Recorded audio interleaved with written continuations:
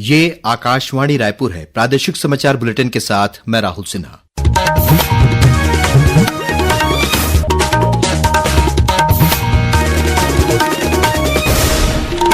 और अब पेश है आज के मुख्य समाचार। प्रधानमंत्री नरेंद्र मोदी ने कहा कि भारत सभी आतंकियों की पहचान कर उन्हें सख्त सजा देगा। मुख्यमंत्री विष्णुदेव साय ने पंचायती राज दिवस पर आज अटल डिजिटल सुविधा केंद्र का किया वर्चुअल शुभारंभ। मोर गांव मोर पानी महाअभियान की भी शुरुआत की। बीजापुर जिले के सिमोर्ति क्षेत्र में सुरक्षा बलों के साथ हुई मुठभेड़ में कई माओवादियों के मारे जाने की खबर। 3 महिला माओवादियों के शव बरामद। और बिलासपुर, दुर्ग और रायपुर संभाग में अगले 48 घंटों के दौरान ग्रीष्म लहर चलने की संभावना। बस्तर संभाग में 1-2 स्थानों पर हो सकती है हल्की बारिश। अब समाचार विस्तार से। प्रधानमंत्री नरेंद्र मोदी ने कहा है कि भारत हर आतंकवादी और उसे सहायता देने वालों की पहचान करके उनका पता लगाएगा और पहलगाम हमले के दोषियों को दंडित करेगा। उन्होंने कहा कि आतंकवाद को बख्शा नहीं जाएगा और भारत दुनिया के किसी भी कोने से अपराधियों को ढूंढ निकालेगा। श्री मोदी ने राष्ट्रीय पंचायती राज दिवस के अवसर पर आज बिहार में एक जनसभा को संबोधित करते हुए कहा कि आतंकवाद से देश की आत्मा कभी नहीं टूटेगी। प्रधानमंत्री ने कहा कि न्याय सुनिश्चित करने के लिए हर संभव प्रयास किए जाएंगे और पूरा देश इस संकल्प पर अडिग है।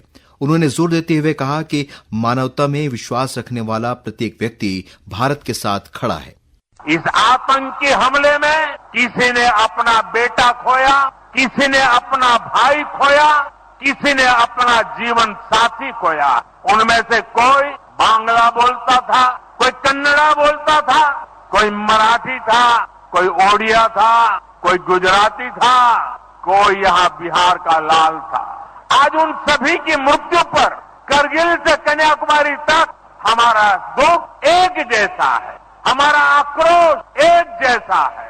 श्री मोदी ने भारत के प्रति एकजुटता दिखाने के लिए विश्व और वैश्विक नेताओं को धन्यवाद दिया। जम्मू कश्मीर के पहलगाम में 2 दिन पहले हुए आतंकी हमले में जान गंवाने वाले छत्तीसगढ़ के दिवंगत कारोबारी दिनेश मिरानिया का आज रायपुर में अंतिम संस्कार किया गया। इससे पहले राज्यपाल रमेन डेका ने आज सुबह श्री मिरानिया के घर पहुंचकर उनके पार्थिव शरीर पर पुष्पांजलि अर्पित की और शोकाकुल परिजनों को ढांढस बंधाया। वहीं मुख्यमंत्री विष्णुदेव साय ने श्री मिरानिया के अंतिम संस्कार में शामिल होकर पार्थिव शरीर को कंधा दिया। उन्होंने दिवंगत दिनेश मिरानिया के पार्थिव शरीर पर माल्यार्पण कर श्रद्धांजलि अर्पित की। इस मौके पर श्री साय ने कहा कि राज्य सरकार इस दुख की घड़ी में परिवार के साथ खड़ी है और उन्हें हर संभव सहयोग दिया जाएगा। मुख्यमंत्री ने कहा कि आतंकवादियों की इस कायराना हरकत ने देश की आत्मा पर चोट किया है। आतंकवादियों ने पर्यटकों के जरिए कश्मीर और देश को अस्थिर करने की कोशिश की है। उन्होंने कहा कि देश एकजुटता के साथ इस अमानवीय कृत्य का बदला लेगा। इस बीच भाजपा की प्रदेश इकाई ने भी आतंकी हमले में दिवंगत दिनेश मिरानिया के पार्थिव शरीर पर पुष्प अर्पित कर उन्हें श्रद्धांजलि दी। भाजपा के प्रदेश अध्यक्ष किरण सिंह देव ने कहा कि मानवता को शर्मसार करने वाले आतंकियों द्वारा पर्यटकों पर किया गया हमला निंदनीय है। पूरा देश पीड़ित परिवार के साथ है, एक भी दोषी को बख्शा नहीं जाएगा। मुख्यमंत्री विष्णुदेव साय ने पंचायती राज दिवस के अवसर पर आज रायपुर से अटल डिजिटल सुविधा केंद्र का वर्चुअल शुभारंभ किया। इस मौके पर जल संरक्षण के उद्देश्य से प्रदेश की 11,693 ग्राम पंचायतों में मोर गांव मोर पानी महाअभियान की भी शुरुआत की गई। वहीं पंचायत प्रतिनिधियों और नागरिकों से जल संरक्षण का आह्वान करते हुए उन्हें शपथ दिलाई गई। इस अवसर पर पंचायत प्रतिनिधियों और ग्रामीणों को संबोधित करते हुए मुख्यमंत्री ने कहा कि आज से प्रदेश के 1,460 ग्राम पंचायतों में अटल डिजिटल सुविधा केंद्र की शुरुआत हुई है और आने वाले समय में इसका विस्तार किया जाएगा। उन्होंने कहा कि इस केंद्र के शुरू होने से ग्रामीण इलाकों में डिजिटल क्रांति आएगी और प्रदेश की सरकारी सेवाओं तथा योजनाओं की पहुंच आम लोगों तक आसानी से पहुंच सकेगी। श्री साय ने कहा कि प्रधानमंत्री नरेंद्र मोदी ने छत्तीसगढ़ की जनता से वादा किया था कि ग्राम पंचायतों में नगद भुगतान की सुविधा उपलब्ध कराई जाएगी ताकि ग्रामीणों को बैंक शाखाओं तक जाना न पड़े। आज मोदी की इस गारंटी को पूरा करते हुए प्रदेश में अटल डिजिटल सुविधा केंद्र शुरू किया गया है। कार्यक्रम के दौरान मुख्यमंत्री ने अटल डिजिटल सुविधा केंद्र के हितग्राहियों और जनप्रतिनिधियों से संवाद भी किया। पंचायती राज दिवस के अवसर पर आज प्रदेश की विभिन्न ग्राम पंचायतों में कार्यक्रमों का आयोजन किया गया। केंद्रीय स्वास्थ्य मंत्री जेपी नड्डा ने आज विश्व टीकाकरण सप्ताह के पहले दिन नई दिल्ली में वर्ष 2025-26 के लिए खसरा रूबेला का पूरी तरह उन्मूलन करने के अभियान की शुरुआत की। इस अभियान से वर्ष 2026 तक खसरा और रूबेला का देश में पूरी तरह उन्मूलन करने का लक्ष्य रखा गया है। इस अवसर पर श्री नड्डा ने राज्यों के स्वास्थ्य मंत्रियों और मुख्य चिकित्सा अधिकारियों से टीकाकरण अभियान की जानकारी देने के लिए बैठकें आयोजित करने को कहा है। उन्होंने राज्यों से खसरा और रूबेला से बचाव के टीकाकरण के बारे में जागरूकता फैलाने के लिए सभी विधायकों, सांसदों, स्थानीय निकायों और पंचायत प्रमुखों की भागीदारी का भी आह्वान किया। प्रादेशिक समाचार आप आकाशवाणी रायपुर से सुन रहे हैं।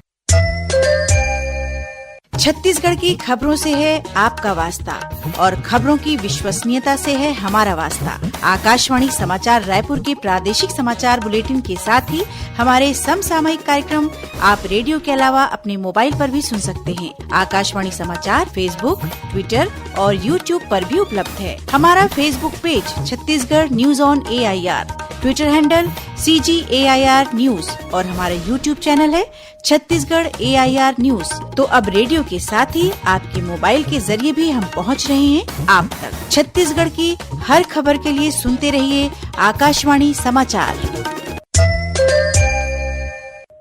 और अब आगे बढ़ते हैं बाकी के समाचारों की ओर। राज्यपाल रमेन डेका ने आज बलरामपुर रामानुजगंज जिले में विभिन्न शासकीय योजनाओं के तहत हितग्राहियों को सामग्रियों का वितरण किया। इस मौके पर उन्होंने जिले में स्वच्छता ही सेवा अभियान के तहत उत्कृष्ट कार्य करने वाली स्वच्छग्राही दीदियों को सम्मानित भी किया। इसी तरह राष्ट्रीय ग्रामीण आजीविका मिशन के अंतर्गत विभिन्न महिला स्व सहायता समूहों को चक्रीय निधि और बैंक लिंकेज द्वारा लगभग 69 लाख रुपए का चेक प्रदान किया। वहीं प्रधानमंत्री जनमन आवास योजना के तहत एक हितग्राही को आवास की चाबी भी सौंपी गई। इसके अलावा राज्यपाल ने जशपुर जिले के दौरान जिला पंचायत में आयोजित कार्यक्रम में लगभग 35 हितग्राहियों को सामग्रियों का वितरण किया। इस दौरान उन्होंने हितग्राहियों से चर्चा की और टीबी मरीजों की सेवा के क्षेत्र में उत्कृष्ट कार्य करने वाले लोगों का सम्मान भी किया। छत्तीसगढ़ और तेलंगाना के सीमावर्ती क्षेत्र में सुरक्षा बलों और माओवादियों के बीच मुठभेड़ में कई माओवादियों के मारे जाने की खबर है। इनमें से 3 महिला माओवादियों के शव बरामद कर लिए गए हैं, जिनकी पहचान PLGA बटालियन नंबर 1 के सदस्य के रूप में हुई है। घटनास्थल की सर्चिंग के दौरान सुरक्षा बलों ने हथियार और विस्फोटक के साथ अन्य माओवादी सामग्री बरामद की है। बस्तर रेंज के पुलिस महानिरीक्षक सुंदरराज पी ने बताया कि बीजापुर जिले के दक्षिण पश्चिम सीमावर्ती क्षेत्र के अंतर्गत अंतर्राज्यीय सीमा के जंगल में माओवादियों के संगठन के शीर्ष नेताओं की उपस्थिति की सूचना मिलने पर district reserve guard DRG, Bastar fighters, केंद्रीय रिजर्व पुलिस बल CRPF, कोबरा बटालियन और स्पेशल टास्क फोर्स STF की संयुक्त टीम रवाना हुई। सुरक्षा बलों ने पहाड़ी को घेर लिया है और ऑपरेशन जारी है। वहीं ड्रोन के जरिए ऑपरेशन की निगरानी की जा रही है। सुरक्षा बलों ने मुठभेड़ स्थल से मिले निशान से और भी माओवादियों के मारे जाने की संभावना जताई है। इस बीच कबीरधाम जिले में आज 7 लाख रुपए के इनामी माओवादी दंपति ने पुलिस के समक्ष आत्मसमर्पण किया है। जिले के पुलिस अधीक्षक धर्मेंद्र सिंह ने बताया कि आत्मसमर्पित पुरुष माओवादी GRB डिवीजन कमेटी में प्लाटून नंबर 1 और उसकी पत्नी टांडा एरिया कमेटी में सदस्य के रूप में सक्रिय थी। आत्मसमर्पण करने वाले माओवादी दंपति को राज्य सरकार की पुनर्वास नीति के तहत 25-25 हजार रुपए की प्रोत्साहन राशि प्रदान की गई है। भारत तिब्बत सीमा पुलिस बल ITBP ने माओवाद विरोधी माड़ बचाओ अभियान के तहत नारायणपुर जिले के सीमावर्ती ग्राम नीलांगुर में नया कैंप स्थापित किया है। ITBP के अधिकारियों ने बताया कि इस वर्ष अब तक ITBP ने अबूझमाड़ क्षेत्र में 5 नए कैंप स्थापित किए हैं। इनमें महाराष्ट्र सीमा से लगे नीलांगुर भी शामिल है। इस कैंप के स्थापित होने से दुर्गम और घने जंगलों में सुरक्षा बलों को माओवादियों के खिलाफ अभियान चलाने में मदद मिलेगी। वाणिज्य और उद्योग मंत्री लखनलाल देवांगन आज मुंबई में आयोजित इंडिया स्टील सम्मेलन में शामिल हुए। इस अवसर पर उन्होंने छत्तीसगढ़ को इस्पात उत्पादन और औद्योगिक निवेश के लिए तेजी से उभरता हुआ राज्य बताया। श्री देवांगन ने इस्पात क्षेत्र में राज्य सरकार की नीति, पारदर्शिता और प्रोत्साहन योजनाओं की जानकारी दी और देश विदेश के निवेशकों से राज्य के औद्योगिक विकास में साझेदार बनने का आह्वान किया।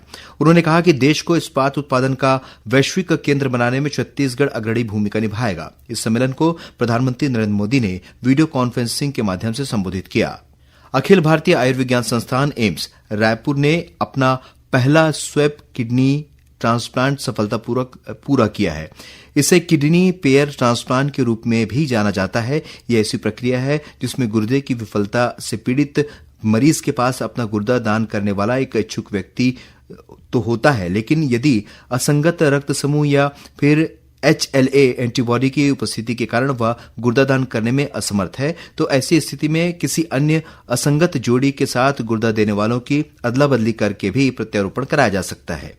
केंद्रीय स्वास्थ्य मंत्रालय ने कहा है कि इस महत्वपूर्ण उपलब्धि के बाद एम्स रायपुर नए संस्थानों के साथ ही छत्तीसगढ़ का भी पहला सरकारी अस्पताल बन गया है, जिसने इस जटिल जीवन रक्षक शल्य चिकित्सा को पूरा किया है। और अब पेश है मौसम का हाल। प्रदेश के बिलासपुर, दुर्ग और रायपुर संभाग में अगले 48 घंटों के दौरान ग्रीष्म लहर जैसी स्थिति बने रहने की संभावना है। वहीं कल बस्तर संभाग के जिलों में एक दो स्थानों पर गरज चमक के साथ हल्की बौछारें पड़ सकती हैं। मौसम विभाग के मुताबिक बंगाल की खाड़ी से आ रही नमी के कारण 26 अप्रैल से बस्तर संभाग में हल्की से मध्यम वर्षा होने के आसार हैं। इससे लोगों को गर्मी से कुछ राहत मिल सकती है। इस बीच मौसम विभाग ने बस्तर, नारायणपुर, कोंडागांव, कांकेर, धमतरी, गरियाबंद और महासमुंद जिलों में गरज चमक के साथ आकाशीय बिजली गिरने और तेज हवाएं चलने की चेतावनी दी है। अंत में मुख्य समाचार एक बार फिर। प्रधानमंत्री नरेंद्र मोदी ने कहा है कि भारत सभी आतंकियों की पहचान कर उन्हें सख्त सजा देगा। मुख्यमंत्री विष्णुदेव साय ने पंचायती राज दिवस पर आज अटल डिजिटल सुविधा केंद्र का किया वर्चुअल शुभारंभ। मोर गांव मोर पानी महाअभियान की भी शुरुआत की। बीजापुर जिले के सीमावर्ती क्षेत्र में सुरक्षा बलों के साथ हुई मुठभेड़ में कई माओवादियों के मारे जाने की खबर, 3 महिला माओवादियों के शव बरामद। और बिलासपुर, दुर्ग और रायपुर संभाग में अगले 48 घंटों के दौरान ग्रीष्म लहर चलने की संभावना। बस्तर संभाग में एक दो स्थानों पर हो सकती है हल्की बारिश। इसी के साथ प्रादेशिक समाचार बुलेटिन समाप्त हुआ। नमस्कार।